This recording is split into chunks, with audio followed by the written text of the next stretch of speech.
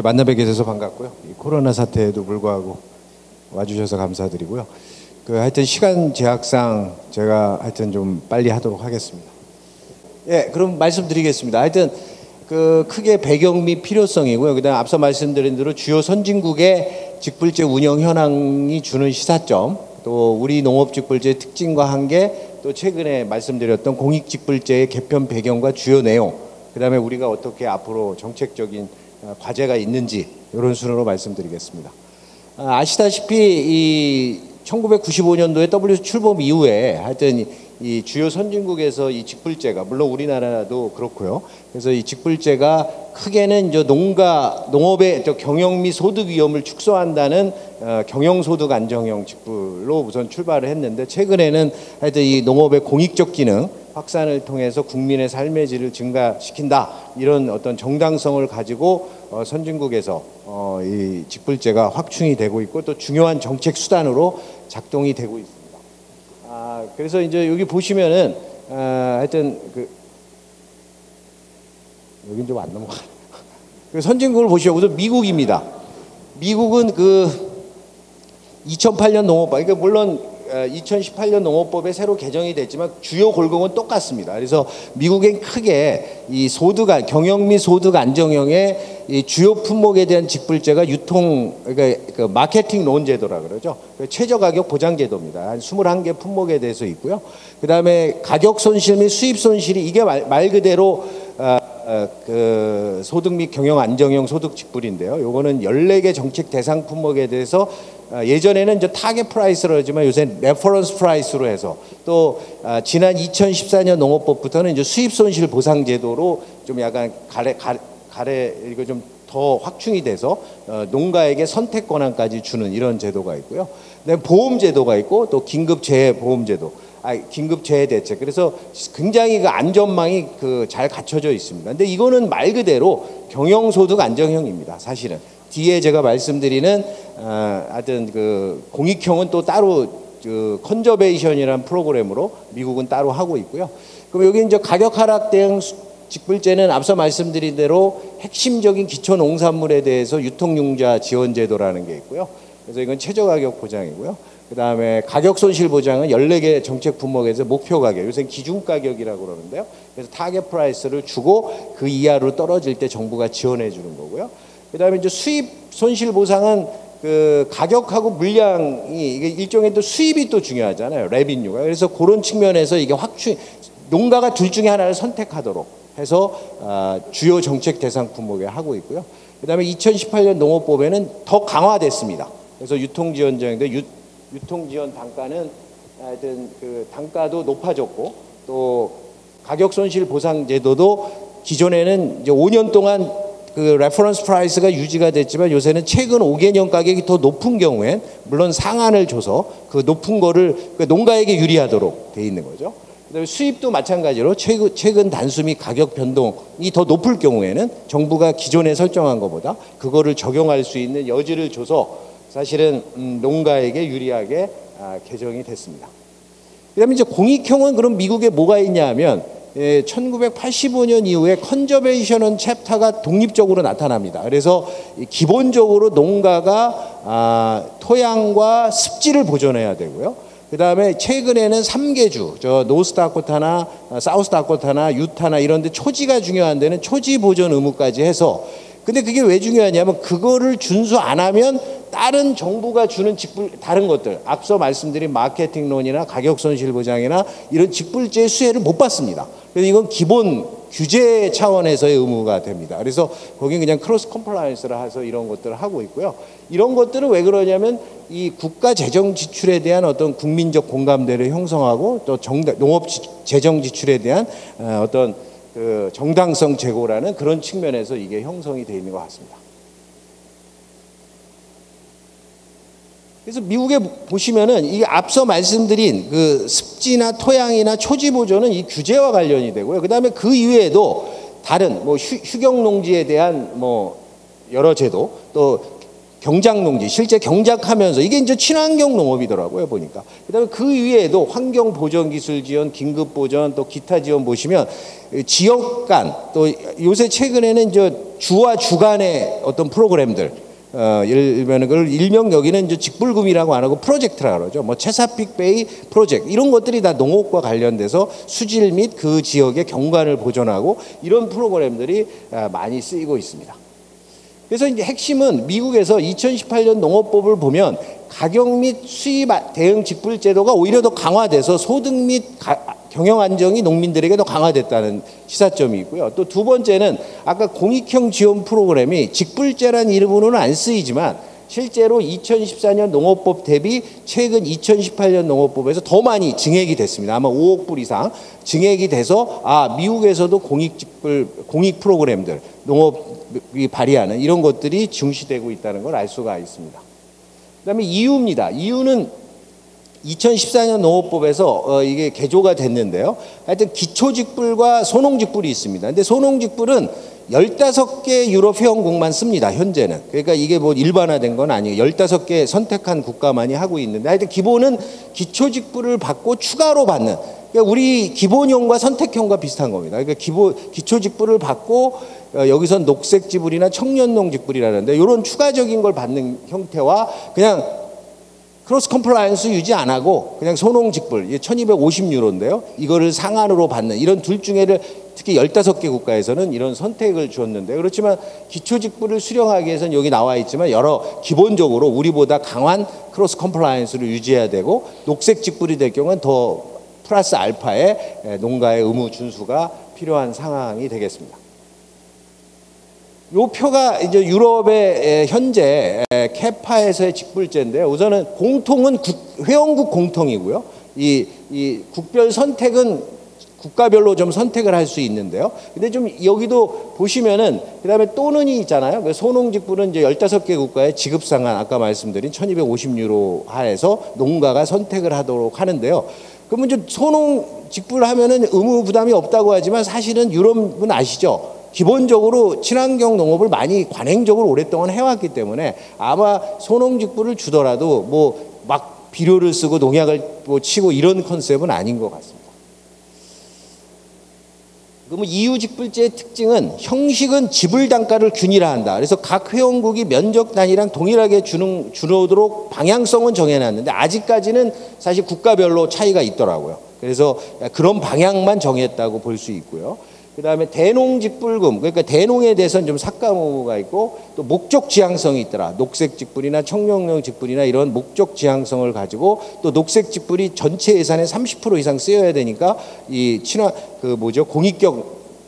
공익적 어떤 기능이나 가치 발휘를 중시하고 있다. 이런 거를 알 수가 있고요. 여기 지금 제가 듣고 썼는데, 그래서 녹색직불의 경우에는 추가적으로 기본직불 플러스 알파의 의무 부담이 있습니다. 그래서 핵심적으로 EU 농업직불제 시행의 목적은 당초에는 미국과 같이 농업소득 보충이 이제 주된 목적이었지만 시간이 지나면서 농업의 다원적 혹은 공익적 기능 또 사회에 대한 기여 이거를 강조하면서 중심축이 이동되고 있다. 이런 내용을 알 수가 있고요.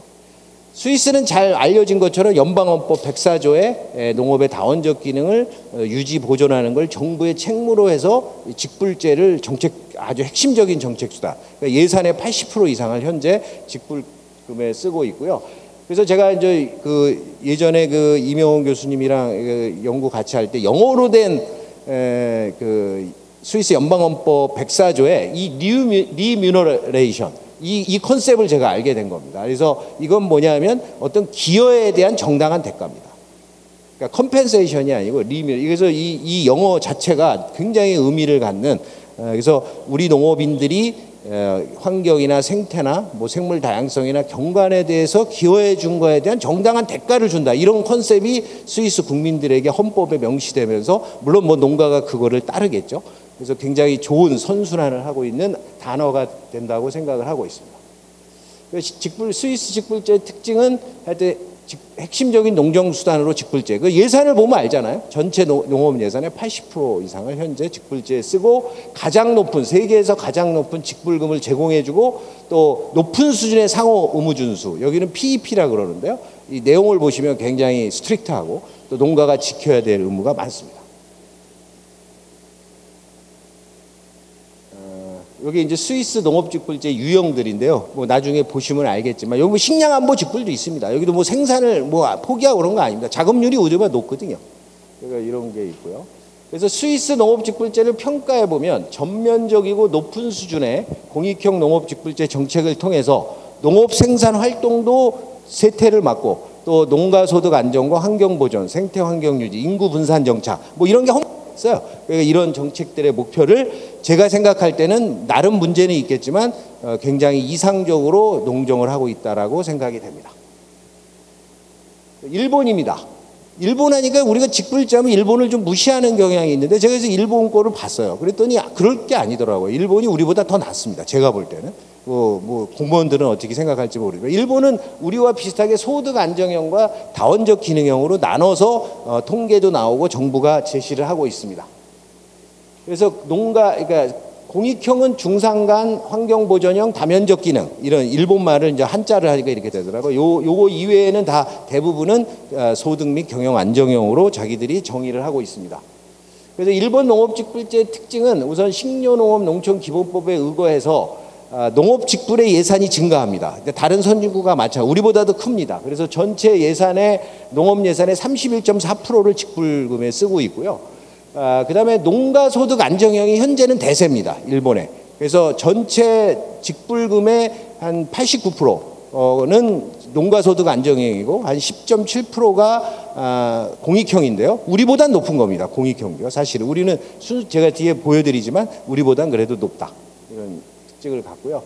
그 다음에 이제 제가 또 강조하고 싶은 건 농가 수입 손실 대응 대책 강화. 그래서 일본도 쌀 직불제를 폐지했거든요. 그래서 그 폐지하면서 이런 것들이 나왔어요. 그래서 자급률이 높은 이유를 알게 된 거예요. 그러니까 이런 그 쌀 위에 그 농가에 맹류, 대두, 뭐 사탕, 전분용 감자 이런 품목에 대해서는 수입을 기준으로 차액의 90%를 하죠. 수입 영양 완화 직불이라는 걸 시행하고 있다는 겁니다. 그래서 이런 것들은 제가 볼 때 돈은 많이 들지만 나름 정책 목표와 좀 부합되면서 그래서 요새 식량 자급률이 일본이 우리보다 높은 것도 이런 정책의 일환이 아닌가 생각이 됩니다. 결과가 아니에요. 그다음에 논활용 직불제 우리가 이제 뒤에 또 보여드릴 논활용 직불이 저희는 지금 공익 직불제 선택형에 들어 있어요. 그렇지만 여기는 그렇지 않아요. 소득 안정형이다. 그 논활용에 논이 거기도 쌀이 많이 도니까 그 논 이외에 다른 것들을 재배하면 뭐 사료용 쌀이나 뭐 다른 것들을 재배하면 그 차액을 여기에 또 돈이 많이 듭니다. 일본 정부가. 그래서 일본 내에서는 비판이 많지만 제가 같은 농정을 연구하는 입장에서는 나름대로 이게 다 일리가 있는 거구나. 그래서 자급률도 높구나. 이런 걸 알 수가 있는데 하여튼 요 맹류나 대두 사료 작물을 재배하면 이 차액을 보장해주는 논활용 직불제를 하고 있습니다. 그리고 특징은 보면 또 공익형 직불제가 아직 비중은 작지만 강화되는 추세고 또 우리보다도 훨씬 많이 쓰이고 있음을 알 수가 있어요. 그래서 공익 직불 차지 비중이 농업 예산의 3.4%, 직불금 예산의 10.7%. 그래서 우리 한국이 전체 농업 직불금의 순수 공익형이 4.2%밖에 안 됐거든요. 그러니까 우리보다는 2배 이상 쓰고 있음을 알 수가 있습니다. 이게 일본의 어떤 직불제 예산 규모 및 비중이고요. 그리고 시사점은 선진국을 제가 뭐 4개 보여드렸지만 독자성은 있습니다. 그래서 각국이 자국의 정책 목표나 농업 여건에 따라 좀 조금씩은 차이가 있지만 큰 방향에서 보면 우선은 농가의 경영 및 소득 안정을 직불제를 유지하거나 강화하는 추세도 있다는 거예요. 그 다음에 두 번째는 가격 하락을 보존해 주는 거에서 수입을 보존해, 미국하고 일본도 그런 모습을 보여주고 있죠. 그 다음에 특정 품목에서 생산 비연계 품목으로 이렇게 비연계로 가는 방향. 또 농가의 환경 생태 경관 뭐 이런 것들을 보존하는 공익형이 강화되는 추세. 이런 것들이 좀 공통점이 아닌가 생각이 됩니다. 우리나라입니다. 우리나라는 사실 공익직불제 쓰기 전까지는 이제 논 따로 밭 따로 막 있었지만 이게 논밭 통합이 됐지만 하여튼 뭐 그걸 지금 통합한 건데요. 하여튼 소득 경영 안정직불제가 요런 게 쓰이고 있었고, 공익직불제는 친환경 조건분리 경관. 여기서 조건분리는 공익직불제에서는 논밭 통합으로 갔고요. 사실은 친환경과 경관, 그다음에 논활용이 이제 선택형으로 지금 분리된 차이가 있는데요. 그다음에 이제 구조 개선인 경영 이양과 FTA 폐업 지원제 이런 것들이 이제 이번 공익직불제가 시행돼도 경영이양과 FTA 폐업 지원제와 FTA 피해 보전 직불제는 별도로 또 시행이 되고 있습니다. 그래서 이 9개인데요. 이 9개 중에 6개가 통합이 된 거고요. 3개는 별도로 계속 시행이 되는 것이 현재 우리 뒤에 제가 뭐 시간이 되면 말씀을 드리고요. 그다음에 직불 예산은 전체 농업 예산에서 계속 증가해서 2018년도에 16.8%까지 우리도 증가를 해왔고, 그렇지만 쌀이 차지하는 게 한 77% 이상이고, 그래서 이거는 왜냐하면 뭐 잘 아시다시피 쌀 변동 직불금에 우리가 굉장히 의존이 커서 또 사실 직불금 규모도 굉장히 차이가 있는데요. 그다음에 순수 공익형은 4.2%에 불과했다. 이게 우리나라의 그 실제 예산 기준으로 우리 직불제 예산 현황이 되겠고요. 특징과 문제점은 쌀에 집중됐었죠. 그래서 이런 걸 해결하려고 논밭 통합 공익직불제로 간 거겠죠. 그다음에 이 하나가 넘어갔네요. 그다음에 두 번째는 농가소득 기여 효과가 상대적으로 작았다. 그래서 여기 보시면 알죠. 그래서 우리나라는 5% 내외인데 일본, EU, 스위스는 70% 이상 소득 기여도가 높죠. 그다음에 우리가 대농에게 유리했죠. 그래서 우리 대농은 좀 차등적으로 주는 거로 개편을 한 것도 그런 계기가 되는데 하여튼 이런 특징이 있었고요. 네 번째는 이제 다수 9개의 직불제가 사실은 통합적으로 운영이 안 된 거예요. 이거는 왜 그러냐 보니까 임시 방편적으로 뭐 중국과 FTA 할 때 밭직불제 나오고 뭐 이런 형태로 나오다 보니까 이렇게 사실은 큰 고민이나 이런 뭐 정책적 일치성 이런 걸 고민하지 않고 정책이 이루어졌다는 걸 알 수가 있고요.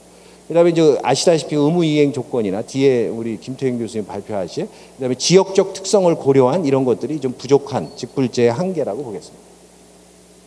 그다음에 이행 점검을 위한 모니터링 시스템도 좀 부족했고요. 그래서 아마 요번에 풍간원에서 농간원이죠. 농간원이 하는 것 같고요. 하여튼 뭐 그런 거고요. 이거 그냥 막 넘어가네. 하여튼 공익직불제 그럼 내용을 말씀드리겠습니다. 뭐 아시는 분도 있지만 최근에 나온 거니까. 그래서 개편 배경은 앞서 말씀드린 우리 기존의 농업직불제 한계와 문제를 해결하기 위해서 우선 농작물 간 또 농가 간의 지원의 형평성을 높여서 농업의 균형 발전을 위해서 도입이 됐고요. 그건 그 이유가 있고요. 그다음에 공익적 기능과 역할에 대한 국민적 요구에 부응하고자 했습니다. 그래서 법에 보면 농가의 소득 안정과 뭐 공익 기능 및 뭐 가치 확산 뭐 이런 목적이 있죠. 그다음에 허용 보조로의 이행을 통해서 앞으로 뭐 지금 WTO가 지지부진하지만 이게 이제 허용 보조화하면서 우리가 이제 감축 대상 보조의 대부분을 쌀 직불제에 썼기 때문에 이 정책의 유연성을 확보하기 위한 차원도 개편의 배경이 되겠습니다. 주요 내용은 하여튼 앞서 말씀 9개 유형의 직불제 중 6개를 기본형과 선택형으로 구별을 했고요. 그래서 기본형은 쌀 고정 변동, 그다음에 밭농업 직불제, 조건분리 직불제 이게 이제 면적 단위로 이미 주고 있었고 중복해서 주지는 않습니다. 그래서 요걸 합해서 기본형으로 했고 기존의 친환경 경관 직불제와 또 논활용 딴 데 있었던 논이모작 활용, 논이모작을 논활용이라고 해서 요걸 선택형으로 현재 했고요. 기존에 있던 경영이양 FTA 폐업 지원제, FTA 피해 보전 직불제는 별도로 계속 시행하는 거로 또 사실 FTA 요 지원 제도들은 시한이 있습니다. 사실 계속 연장됐을 뿐이지. 그래서 이렇게 변화가 됐습니다. 그래서 여기 보시면 알겠지만 밑에부터 하시면 조건분리 쌀 소득 보전 밭농업 요게 통합이 돼서 요 기본형이 됐고요. 그래서 면적 직불금을 주는데 역진적으로 준다. 그다음에 소농 직불계 이게 120만 원인데 헥타당 소농 직불금 뭐 0.5헥타는 하나의 기준이고 그 이외에 조건이 많습니다. 하지만 0.5헥타 이하. 그다음에 선택형은 앞서 말씀드린 경관, 친환경, 논활용 직불인 등인데 아직 등은 확정이 안 됐다. 앞으로 대통령령이 개정되면서 여지는만 뒀지 아직은 고민을 안 했기 때문에 확정을 할 수가 없는 상황이죠. 그러면 기본형은 소농직불과 면적직불인데요. 그래서 그 소농형은 여기 보시면 알겠지만 0.5헥타 이하에다가 또 뭐 농간의 구성원 전체 소유합이 1.5헥타, 뭐 신청 영년 동안 뭐 3년 이내 농촌 거주하고 뭐 이런 조건들이 다 부합해야만 소농직불금을 120만 원을 주는 이런 형태로 되어 있고요. 면적직불은 면적에 따라 지급하되 헥타당 그러니까 면적이 크거나 또 물론 진흥지역 아니냐에 따라 차등을 두고 이렇게 주고 있습니다. 그다음에 여기 체감하도록 한다는 거. 이건 아까 이태호 교수님 말한 2헥타, 0.5헥타, 2헥타, 6헥타 요게 경계선을 가지면서 진흥지역이냐 진흥지역이 아니냐 뭐 이런 거에 따라서 차등적으로 주고요. 그다음에 상한 면적도 농업인이 최대 30헥타까지 받을 수 있고 농업법인이 50헥타. 사실은 기존엔 더 받을 수 있었습니다. 여기 표를 보시면 알지만 그래서 예외 조항을 뒀습니다. 기존에 더 받은 사람은 더 줄 수 있는 그런 예외 조항도 있습니다. 그다음 미준수 시에는 현재 그래서 5개 분야 17개 준수 사항이 있습니다. 내용을 보시면 뭐 아주 어려운 것 같기도 하고 아닌 것 같기도 하고 농민에 따라 다를 것 같은데요. 뭐 사실 선진국에 비하면 별거 아닌데요. 그래서 기대 효과는 이렇게 해서 앞으로 농간원이 그 모니터링 주체가 돼서 지금 이 준수하지 않을 경우에 페널티인데 페널티도 현재는 초기 단계이기 때문에 약합니다. 이행금의 그러니까 직불금의 10%, 연속 이행 시 20%. 근데 다른 나라는 아예 깎거나 상환도 있지만 뭐 더 다음에는 아예 직불금을 못 받는 뭐 페널티 또 오히려 더 벌금을 내는 페널티 이런 것까지 미국도 있거든요. 근데 우리나라는 아직은 초기 단계라 좀 약하게 이걸 페널티를 준 상황입니다. 그다음에 선택형은 뭐 별거 없다는 거 제가 이미 말씀드렸죠. 그래서 친환경과 경관이 있고 뭐 논활용이 이렇게 있다. 그래서 앞으로 여지를 두고 있다. 그래서 앞으로 이쪽에 우리 학문적으로 또 많은 제안을 해야 될 선택형을 그럼 어떻게 우리가 디자인할 거냐, 또 지역 특성에 맞게 어떻게 할 거냐, 뭐 이런 것들이 필요한 상황이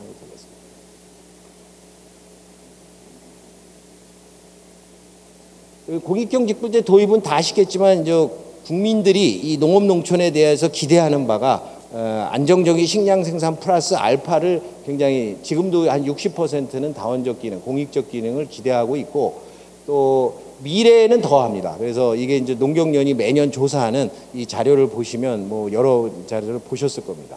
그래서 이것들이 의미는 하여튼 공익적 직불제 도입은 하여튼 굉장히 의미는 있다. 평가할 만하다. 공익형 직불제로의 농정 전환을 명문화한 거는 맞는데 내용은 아직 그 소득 안정형에 머물고 있다는 건데 하여튼 근데 필요하다는 거를 제가 여기다 좀 썼고요. 의미는 있고요. 그렇지만 해결에 대한 큰 3가지를 제가 말씀드리고 실천 과제를 말씀드린 거예요. 우선은 뭐냐면 앞서 말씀드린 대로 농가 소득 안정과 농업의 공익 기능 확산이라는 목적이 혼재되어 있다. 그래서 제가 어디 신문에서 2마리 토끼를 잡으려고 하는데 1마리도 못 잡을 수 있다. 이런 컨셉이 좀 약간 혼재되어 있어서 굉장히 그리고 현재 내용은 또 소득 안정형에 초점을 두고 있습니다.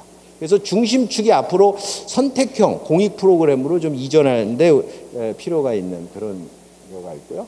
그다음에 공익직불제의 성과 관리 및 평가 체계 구축, 국민에게 어필을 해야 돼요. 5년 후에 점검을 받도록 되어 있습니다. 그래서 그거에 대비해서 우리가 학계가 성과 지표도 개발하고 어떻게 하면 정량적으로, 과학적으로, 객관적으로 국민들에게 어필하는 이런 그 지표와 성과를 보여주느냐, 이것이 아마 굉장히 중요한 과제가 되지 않을까 생각이 됩니다.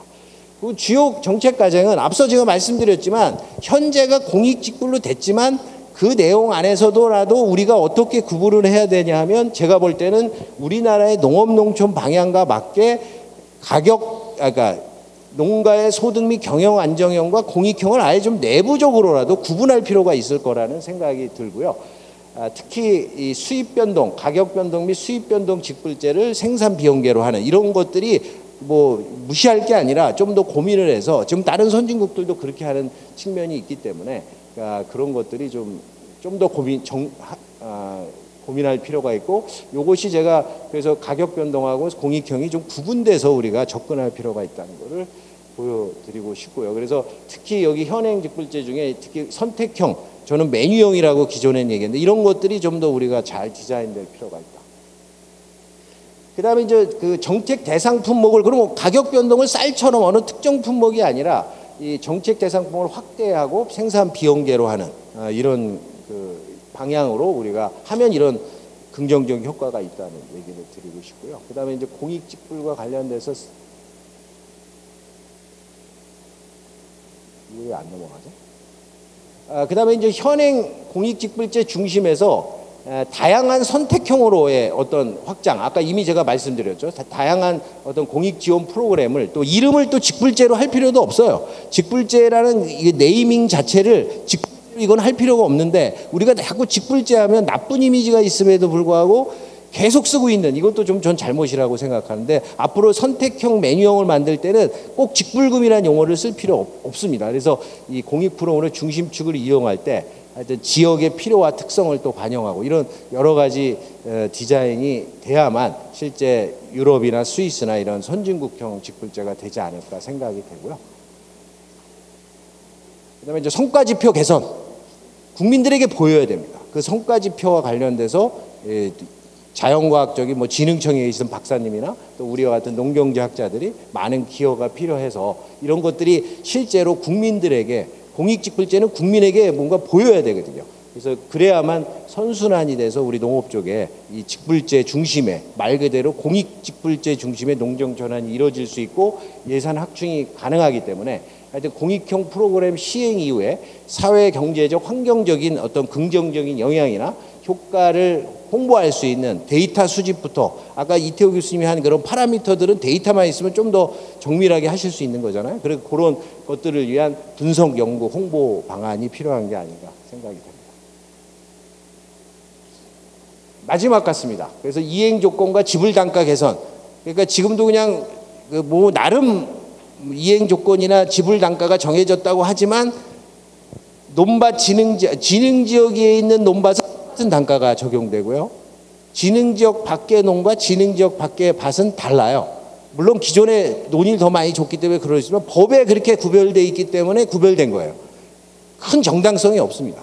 그 얘기는 제가 볼 때 이 지불 단가에 대한 정당성에 대한 연구가 필요하다고 봅니다. 그것이 아까 국민들에게 주는 효용 증가폭인지 아니면 그런 이행 수준을 준수하면서 나타나는 뭐 공익적 가치 평가에 혹은 이행 조건 준수에 따른 생산비 증가에 뭐 이런 것들이 뭔가가 기준점은 나와야 그 다음부터 그 정당한 또 농민이 수용 가능한 어떤 지불이 되지 않을까. 또 그 다음부터야 뭐 정치적으로 결정되어 있으면 아직 시작 포인트는 제가 볼 때 이런 것들에 대한 연구가 좀 필요하지 않을까 생각이 됩니다. 그다음에 마지막으로는 하여튼 의무 이행 점검 체계 앞으로 할 거지만 좀 더 철저하게 또 굉장히 의미 있게 그래서 실제로 이행과 관련되는 것들이 잘 지켜져서 말 그대로 국민들의 삶의 질에 농업 농촌이 공익적으로 기여도 하고 또 그러한 대가로 아까 리뮤너레이션 이런 컨셉으로 직불금이 들어올 수 있는 이런 체제가 갖춰져야만 이 제도가 성공적으로 국민들에게 어필을 하면서 시행이 되지 않을까 생각이 됩니다. 이상입니다.